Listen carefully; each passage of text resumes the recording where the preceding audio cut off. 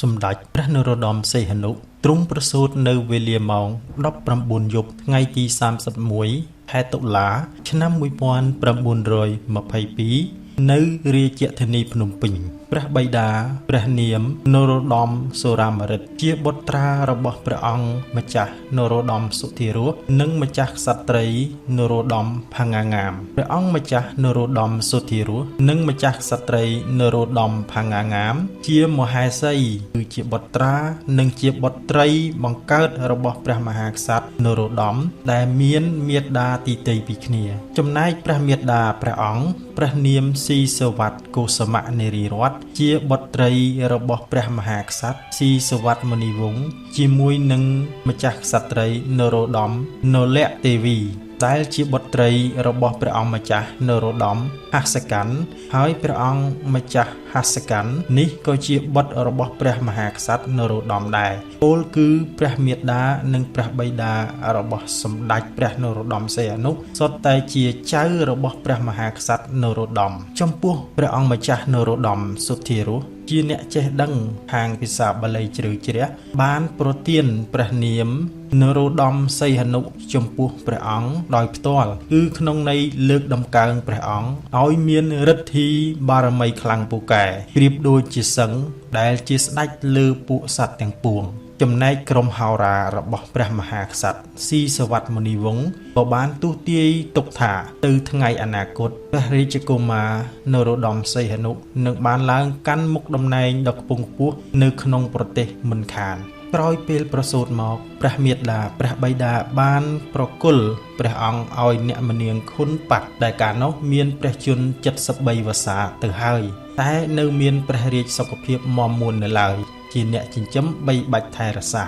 កាលនោះក្នុងរាជវង្សតែងនាំគ្នាហៅព្រះនាមព្រះរាជកុមារសីហនុថាហុល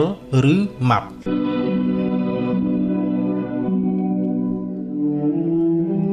អ្នកមនាងខុនប៉ាត់ជាត្រកូលអភិជនដែលបានរៀបអាពាហ៍ពិពាហ៍ជាមួយព្រះអង្គម្ចាស់នរោត្តមហស្សកាន់ជាអាយការបស់ម្ចាស់ក្សត្រី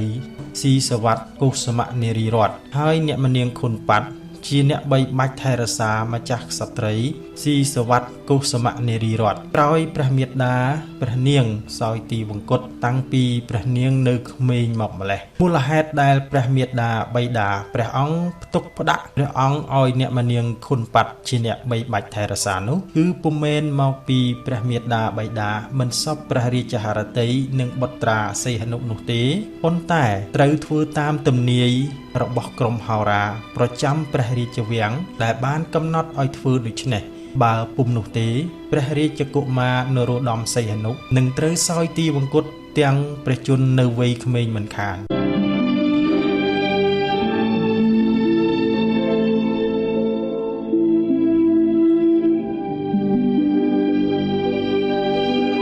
នៅពេលព្រះរាជកុមារនរោត្តមសីហនុមានព្រះជន្ម5វស្សាអ្នកមនាងខុនប៉ាត់បានអប់រំឲ្យព្រះអង្គរក្សាសិល5តាមគន្លងព្រះពុទ្ធសាសនាដោយឲ្យព្រះអង្គតាំងព្រះទ័យនិងមិនភូតកុហកមិនពោលពាក្យអសុរោះមិនសម្លាប់សត្វមិនលួចនិងមិនប្រមាថមនុស្សចាស់មិនសេពសូរាជាដើមហើយរាល់ថ្ងៃសិលព្រះអង្គត្រូវសូត្រធម៌ដែលតាក់ទងនឹងសិល5តាមព្រះសង្ឃមួយអង្គដោយទាំងមិនយល់ថាធម៌នោះមានន័យអ្វីផងក្រោយមកអ្នកមនាងខុនប៉ាត់បានសោយទីវង្គតក្នុងព្រះជន្មាយុ80ព្រះវស្សាព្រះរាជកុមារសីហនុត្រូវកោរព្រះកេសសាងភ្នោះនៅមុខភ្លើងដើម្បីជាការតបស្នងសងគុណរយៈពេល24ម៉ោងអត់ពីអ្នកមនាងខុនប៉ាត់ទៅព្រះមាតាបិតាបានប្រគល់ព្រះអង្គថ្វាយព្រះម្ចាស់ក្សត្រីព្រះនរោត្តមផាងាងាមនិងព្រះអង្គម្ចាស់នរោត្តមសុធិរសជាព្រះអាយកោព្រះអាយកាខាងព្រះបិតាជាអ្នកបីបាច់ថែរក្សាបន្តទៀតប៉ុន្តែជារៀងរាល់ថ្ងៃសៅរ៍ព្រះមាតាព្រះបិតាសុរាមរិទ្ធនិងកុសមៈតែងតែនាំព្រះអង្គទៅទតខ្សែភាពយន្តដែលជាភាពយន្តបរទេសជាប់ជាប្រចាំផងដែរប្រការនេះហើយដែលធ្វើឲ្យព្រះអង្គមានព្រះរាជហឫទ័យចូលចិត្តវិស័យខាងភាពយន្តតាំងតែពីពេលនោះមកជាមួយគ្នានេះដែរព្រះអង្គក៏មានព្រះទ័យចូលចិត្តវិស័យតន្ត្រីផងដែរ ដោយឡែកខាងអក្សរសាស្ត្រវិញទោះបីជាព្រះអាយកោនរោត្តមសុធិរស់ចង់បណ្ដុះនិស្ស័យព្រះអង្គទៅនឹងផ្នែកនេះយ៉ាងណាក៏ទៅមិនរួចដែរព្រះអង្គបែរជាជក់ព្រះទ័យទៅលើវិស័យកីឡាបាល់ទាត់បាល់ទះនិងបាល់បោះទៅវិញបើទោះបីព្រះអង្គជក់ព្រះទ័យនឹងវិស័យសិល្បៈនិងកីឡាយ៉ាងជ្រាលជ្រៅក៏ដោយក៏នៅ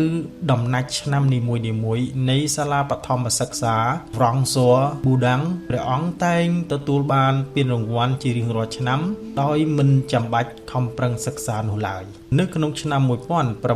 1935ពេលព្រះអង្គយាងចូលព្រះជន្ម14វស្សាព្រះមាតាបិតាមានការភ័យព្រួយចំពោះការយុប្រតិយនិងវិស័យសិល្បៈនិងកីឡារបស់បុត្រាពេកក៏បានដាស់តឿនក្រើនរំលឹកថា